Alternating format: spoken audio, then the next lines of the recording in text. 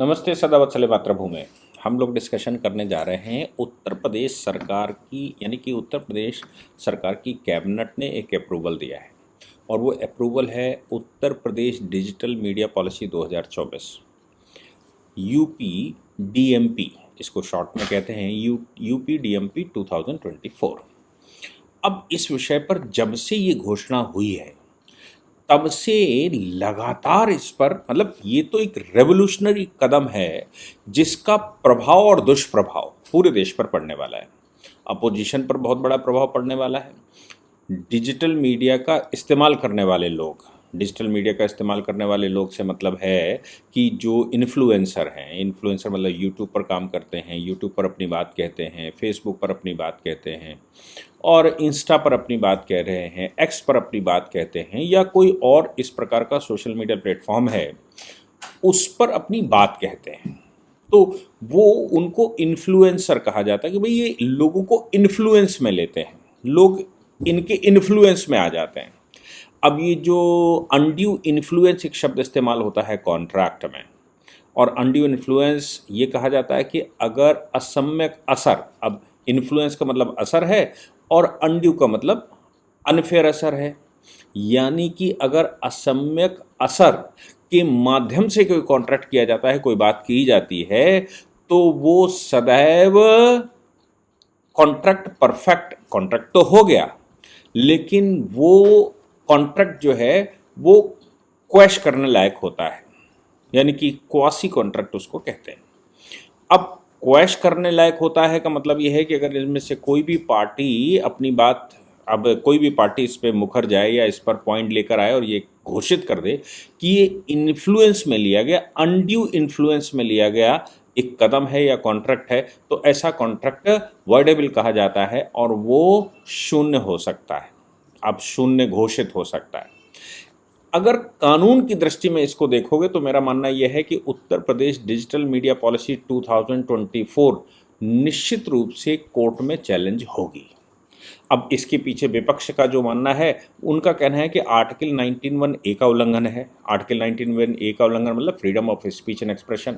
जो व्यक्ति अपने हृदय से बात करे, जो व्यक्ति अपने विचारों से बात करे, जिसकी अपनी अंतरात्मा जो बोलती हो, जो उसके एनालिसिस हों, वो तो रखे तो समझ में आता है कि भाई उसको freedom of speech and expression है, इसलिए वो अपनी बात कहता है।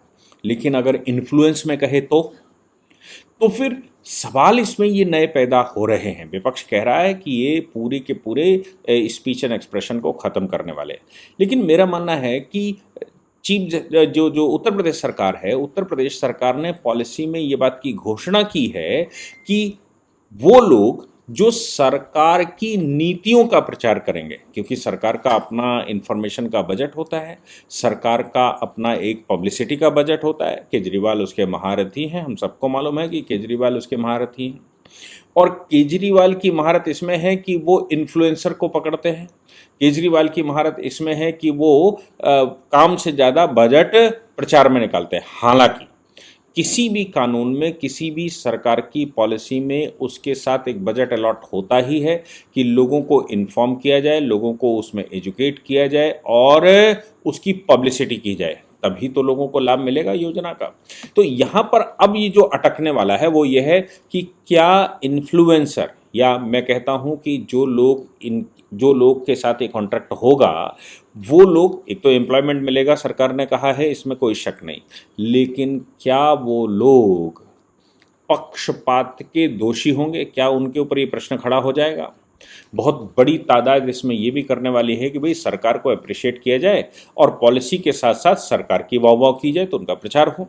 और दूसरा मामला यह है कि केवल स्पॉन्सरशिप इस बात की हो कि सरकार की पॉलिसियों को स्पॉन्सर किया जाए, यानी कि सरकार की पॉलिसियों को बताया जाए। तो ये जो पॉलिसी है डिजिटल मीडिया की, इसमें यूपी डीएमपी में कहा तो यही है कि इसमें जिन लोगों को, जो लोग भी सरकार की डे टू डे की पॉलिसीज़ का प्रचार करेंगे और उनको सोशल मीडिया के माध्यम से घर घर पहुंचाएंगे, उन लोगों को हम पेमेंट करेंगे, उन लोगों के साथ कॉन्ट्रैक्ट होगा। अब इसमें बहुत सारे नए सवाल खड़े होंगे। इसमें जो उन्होंने शब्द इस्तेमाल किया है फर्म या एसोसिएशन, जो इन्फ्लुएंसर इंडिविजुअल काम करते हैं, मोस्टली जो इन्फ्लुएंसर हैं, वाकई में इन्फ्लुएंसर हैं, ये जो मीडिया के लोग, मतलब ये जो वैसे नहीं हैं, फिल्म इंडस्ट्री के नहीं हैं, इंटरटेनमेंट मीडिया के नहीं हैं, वो इन्फ्लुएंसर तो इंडिविजुअल ही काम करता है। और यहाँ तक वो इन्फ्लुएंसर कोई ना कोई काम करता है और अपनी बात शाम को 1 घंटा देश को बताता है जो उसको समझ में आता है। मेरी बात कर लीजिए, मैं अपना काम पूरे दिन करता हूँ और 1-2 घंटा निकाल कर एक कोई विषय आता है, उसको मुझे लगता है कि समाज में उसकी अंडरस्टैंडिंग अच्छी हो, वो लोगों को सही से समझ में आए, तो उसको सरल भाषा में बाकी जो चीज़ें उसमें न्यूज़ में मिसिंग होती हैं, बिटवीन द लाइंस जो चीज़ें होती हैं, बिटवीन द लाइंस चीज़ें पढ़कर उसको एक्सप्लेन करते हैं। ये मेरा अपना विचार होता है, पर्सनल विचार होता है। जिसको वो विचार अच्छा लगता है वो कमेंट बॉक्स में अच्छा भी कहता है, जिसको वो विचार अच्छा नहीं लगता वो उसको क्रिटिसाइज भी करता है। उनका भी freedom of speech and expression है जो क्रिटिसाइज कर रहा है, और उनका भी freedom of speech and expression है जो उस हमारी बात को कहीं ना कहीं अप्रिशिएट करता है, और उन लोगों को भी freedom of speech and expression है जो कि सलाह उस पर देते हैं। हम डिपेंड नहीं हैं इस माध्यम से। हालांकि बहुत सारे लोग यूट्यूबर और ये वो कह के पुकारते हैं, और बहुत कभी कभी बहुत बुरा भी लगता है। परिवार वाले भी ये कहने लगते हैं, ये क्या आप कर रहे हो, ये क्यों करते हो, इस पर आपको ऐसे यूट्यूबर कह के पुकारते हैं, आपका जो काम है, आपकी जो नॉलेज है, आपका जो एक्सपर्टीज़ है, वो हल्की हो जाती है यहाँ पर आकर।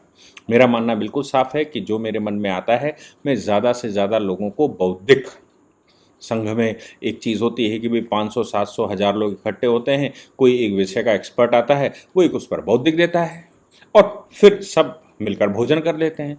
तो वो बौद्धिक के रूप में मैं 40 मिनट लगभग डेली देने की कोशिश करता हूँ। वो मेरा अपना एक जिज्ञासा है, या मेरी अपनी एक आदत बन गई है। जब से कोरोना आया तब से वो आदत बन गई। अब हम पॉलिसी पर आते हैं। फेसबुक और इंस्टा और एक्स, इन तीनों के बारे में तो ये कहा गया कि भाई इन पर जो लोग पोस्ट डालने वाले हैं उनको 5 लाख, 4 लाख, 3 लाख, 1 लाख सब्सक्राइबर बेस पर हम पेमेंट करेंगे मंथली सब्सक्राइबर बेस पर 5 लाख, 4 लाख, 3 लाख, 2 लाख ऐसे उनको पेमेंट किया जाएगा। और YouTube पर खास तौर से बात कही गई कि YouTube पर शॉर्ट्स बनाने वाले इन लोगों को 8 लाख, 7 लाख, 6 लाख और 5 लाख रुपया मंथली दिए जाएगा। ऐसे 4 कैटेगरी। अभी मोटी मोटी जो संजय प्रसाद जी इंफॉर्मेशन के वो प्रमुख सचिव हैं, उनके द्वारा वो जो जारी हुआ है वो हुआ है, और कैबिनेट ने उसकी अप्रूवल दे दी है। लेकिन सवाल यहाँ सब्सक्राइबर बेस का आएगा, और उसके बाद नया पिटारा खुलेगा। नया पिटारा कैसे खुलने वाला है? नया पिटारा खुलने वाला है कि अभी वो पॉलिसी सामने नहीं आई है। पहली बात तो ये केवल एक मोटा मोटा अप्रूवल दिया है कि भाई हम ऐसा करेंगे और इतना इतना पेमेंट हम देंगे। अब कहीं कह दिया कि 10 करोड़ सब्सक्राइबर जिसके हों उसको 8 लाख मिलेगा, 5 करोड़ सब्सक्राइबर हों उसको 7 लाख मिलेगा, 1 करोड़ सब्सक्राइबर हों उसको 5 लाख मिलेगा, 50 लाख सब्सक्राइबर जिसके हों उसको 4 लाख रुपए, 5 लाख रुपए मिलेगा, और जिसके 10 लाख सब्सक्राइबर हों उसको 1 लाख मिलेगा। अब सवाल ये पैदा होगा कि वो इन्फ्लुएंसर जिसके 25,000 फॉलोवर हैं, वो इन्फ्लुएंसर जिसके 50,000 फॉलोवर हैं, वो इन्फ्लुएंसर जिसके 1 लाख फॉलोवर हैं, 2 लाख, 3 लाख, 4 लाख, 5 लाख फॉलोवर्स हैं, 10 लाख अगर मिनिमम लगा दिया गया, और कम से कम मुझे लगता है कि 10 लाख का मिनिमम लगाएंगे कि जिनके 10 लाख फॉलोवर्स हैं या सब्सक्राइबर्स हैं, उनको ही ये उनके ऊपर के लोगों को लागू हो, क्योंकि सरकार तो मैक्सिमम बेनिफिट लेना चाहिए। तो सवाल ये पैदा हो जाएगा जिनके 6 लाख, 7 लाख, 8 लाख और वो इन्फ्लुएंस में अच्छा खासा लेते हैं, वो कहीं सरकार के क्रिटिसाइज़र ना बन जाएं। हालांकि इस पॉलिसी में साफ तौर पर यह भी कहा गया है कि एंटी नेशनल पोस्ट डालने पर, एंटी नेशनल कोई भी स्कीम बताने पर या कोई अपनी बात कहने पर जो ये देश के विरुद्ध है, उसमें उम्र कैद की भी सजा के प्रावधान इसमें रखे गए। लेकिन प्रूफ ये करना पड़ेगा कि वो एंटी नेशनल हो।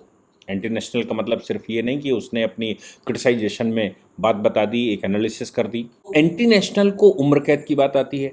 अब एंटी नेशनल की परिभाषा कौन बताएगा? क्या anti national as per Indian penal code या आज की बीएनएस के अनुसार होगा? या एंटी नेशनल की परिभाषा भी इसमें बताई जाएगी।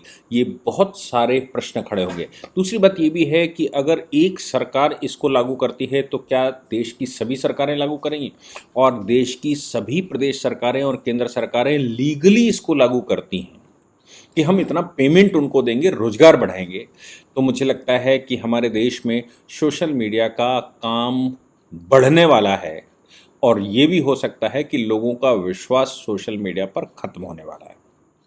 सवाल बहुत सारे खड़े होंगे। अच्छे इन्फ्लुएंसर्स, अच्छे लोग जो एनालिसिस वाकई में सरकार के पक्ष में हो या विपक्ष में हो, केवल उसकी एनालिसिस करते हैं। जैसा मेरी फील्ड है तो हम तो कानून का ही इंटरप्रिटेशन करते हैं, कोर्ट्स के जजमेंट का, सरकार की पॉलिसियों का ही इंटरप्रिटेशन कई वर्षों से करते हैं कि मुझे लगता है कि ये पॉलिसी आई है और इस पॉलिसी में, जैसे मैं अभी कर रहा हूँ उत्तर प्रदेश डिजिटल मीडिया पॉलिसी 2024 की, यूपी डीएमटी 2024 की जो अप एंड डाउन्स हैं, जब तक पॉलिसी पूरी नहीं आ जाए तब तक कोई भी बात सही से करना, तरीके से करना थोड़ा मुश्किल काम है। लेकिन इस पॉलिसी को मैं एनालाइज कर रहा हूँ। इसमें अगर सरकार के विरुद्ध जाती है तो क्या मैं एंटी नेशनल हूँ, और सरकार के पक्ष में जाती हूँ तो क्या मैं सरकारी इन्फ्लुएंसर हूँ। अक्सर मेरे ऊपर आरोप लगते हैं कि मैं प्रो भाजपा बात करता हूँ, अक्सर मेरे ऊपर आरोप लगते हैं कि योगी जी के मन की बात करते हैं, अक्सर आरोप लगते हैं कि मोदी जी के मन की बात करते हैं। मैं सदैव ये बात कहता हूँ कि मैं टिल्टेड टूवर्ड्स द नेशन हूँ, यानी कि मैं राष्ट्र के प्रति बायस हूँ, राष्ट्र के लिए बायस हूँ। राष्ट्र बनाम व्यक्ति अगर कभी बात आती है तो मैं सदैव राष्ट्र के साथ खड़ा होता हूँ, कोई व्यक्ति के साथ कभी खड़ा नहीं होता। और कोई व्यक्ति ऐसी बात कहता है जो राष्ट्र के विरुद्ध जा रही है तो मैं उस व्यक्ति के विरुद्ध खड़ा होता हूँ, अगर वो बात राष्ट्र के राष्ट्रीय पलक के विरुद्ध जा रही है तो। अब आजकल की परिभाषा क्या? आजकल वेस्ट बंगाल में हमने देखा कि एक भगवा पहने व्यक्ति, उसकी दाढ़ी है बड़ी सी, और वो तिरंगा लहरा रहा है प्रोटेस्ट के दौरान। स्टूडेंट प्रोटेस्ट चल रहा है, वाटर कैनन उसके ऊपर मारे जा रहे हैं और आंसू गैस के गोले उसके ऊपर छोड़े जा रहे हैं। तो वहाँ पर वेस्ट बंगाल की सरकार ने उसको भाजपाई घोषित कर दिया, अगेंस्ट वेस्ट बंगाल घोषित कर दिया। तो क्या ये जो यूट्यूब के चैनल हैं, जो फेसबुक के चैनल हैं, या फिर इंस्टा, एक्स या किसी और प्लेटफॉर्म पर बात कर रहे हैं, ये सरकार के अनुरूप नहीं होगा तो क्या समस्या खड़ी करेगा? पॉलिसी, मैं जैसे बार बार कह रहा हूँ, पॉलिसी आने के बाद ही कोई बात क्लियर कर सकती है। अभी तो कैबिनेट ने उसको अप्रूवल दिया है। पूरी पॉलिसी आए तो पता लगे कि वाकई में सरकार कैसे रोजगार देना चाहती है, किसको देना चाहती है, और सरकार के पीछे की मंशा क्या है।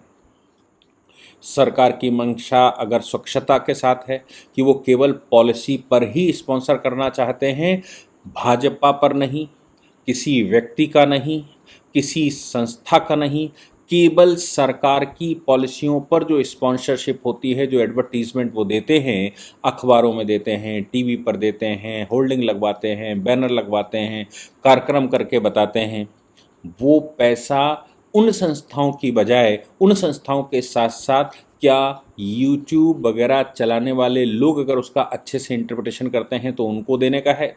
और अगर कॉन्ट्रैक्ट होगा, मतलब इन इन्फ्लुएंसर्स का कॉन्ट्रैक्ट होगा सरकार के साथ, तो फिर और बड़ी समस्या खड़ी होने वाली है कि कॉन्ट्रैक्ट का मतलब क्या, कितनी वीडियो डालनी होगी, कितनी बात कहनी होगी, कितना स्पॉन्सरशिप, किस बात पे स्पॉन्सरशिप मिलेगी, कितना चलने पर स्पॉन्सरशिप मिलेगी।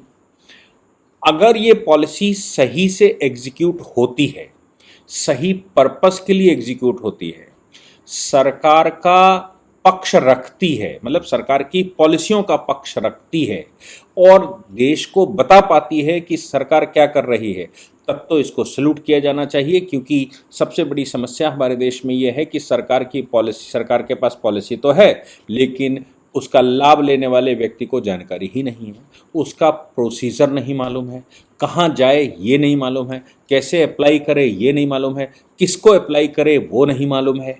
ऐसी बहुत सारी समस्याएं। तो पॉलिसी कम से कम उसको पता लगेगी तो अपना हाथ पैर कहीं मारेगा।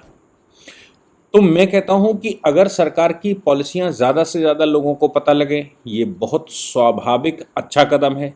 लेकिन अगर इविल इंटेंशन इसके पीछे से कुछ अधिकारी इस्तेमाल कर लें, पुलिस इस्तेमाल कर ले, एफआईआरें शुरू हो जाएं कि साहब ये तो उनके आदमी हैं, ये तो इनके आदमी हैं, तो मुझे लगता है और समस्याएं होगी। और जो लोग वंचित रह जाएंगे इस पॉलिसी से, खासतौर से इन्फ्लुएंसर जिनकी बात कर रहे हैं, जो वंचित रह जाएंगे, कहीं ऐसा ना हो वो सरकार विरोधी हो जाएं। अब सरकार विरोधी एंटी नेशनल नहीं हो सकता, सरकार की पॉलिसी को क्रिटिसाइज करने वाला एंटी नेशनल नहीं हो सकता। तो मेरा तो स्पष्ट मत है, मैं लगातार पॉलिसीज का इंटरप्रिटेशन करता हूँ, खराब को खराब बताता हूँ, उसके लैकुनास बताता हूँ, उसकी प्रॉब्लम्स बताता हूँ, और अच्छी को उसका इंटरप्रिटेशन करता हूँ कि इसको और अच्छा कैसे किया जा सकता है और इसमें क्या कमियां रह गईं। ये बहुत सारे विषय सामने आने वाले हैं, इनमें अप एंड डाउन्स पता लगने वाले हैं, कितने लोग इससे इन्फ्लुएंस में नहीं आएंगे इस पॉलिसी, डिजिटल मीडिया पॉलिसी के, वो भी सामने आने वाला है। मैं अभी से आपको घोषणा करता हूँ, मैं अभी से आपसे कहता हूँ कि मैं संभवतः पूरी कोशिश करूँगा, अगर ये पॉलिसी एज पर मेरे नॉर्म्स नहीं है तो हम इसको स्पॉन्सरशिप नहीं लेने वाले हैं। परमेश्वर की कृपा है, आप लोगों की कृपा है कि सब अच्छा चल रहा है, इसलिए ऐसे धन की आवश्यकता नहीं है। लेकिन अगर सरकार वाकई में संजीदा है कि केवल पॉलिसीज़ बताई जानी चाहिए, तो उसके लिए इन्फ्लुएंसर को धन की आवश्यकता नहीं है, राष्ट्र का काम समझकर सबको करना चाहिए कि भाई ये पॉलिसी है और ये देश को पता होनी चाहिए। मैं बार बार कह रहा हूँ, ये सब सही से तब पता लगेगा जिस समय पॉलिसी निकल कर सामने आएगी कि क्या टर्म्स एंड कंडीशन है। इंडिविजुअल स्पॉन्सरशिप भी है, केवल फर्म की स्पॉन्सरशिप है, केवल कंपनियों की स्पॉन्सरशिप है, केवल एसोसिएशंस की स्पॉन्सरशिप है, ये सब कुछ निकल कर आएगा, फिर हम लोग उस पर चर्चा करेंगे। लेकिन आज मुझे जो लगा वो मैंने आपको बताने की कोशिश करी। जय हिंद, जय भारत, वंदे मातरम।